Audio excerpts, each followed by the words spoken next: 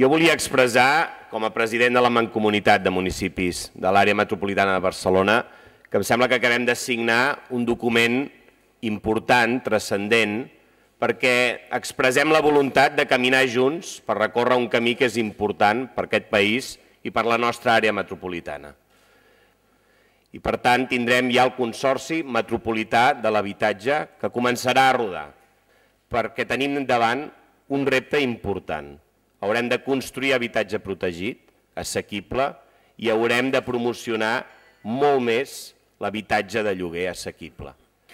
És una qüestió prioritària del debat polític i social. Sens dubte es tracta d'una situació també complexa, que no admet una solució única ni simple. L'increment de preus, combinat amb l'estancament dels salaris en determinats sectors de la població, la precarietat laboral, dificulta l'accés a un habitatge en condicions raonables a una part important de la nostra societat. I en aquests moments ens sentim acompanyats pel Govern de Catalunya per bastir una política d'habitatge activa i progressista. Moltes gràcies.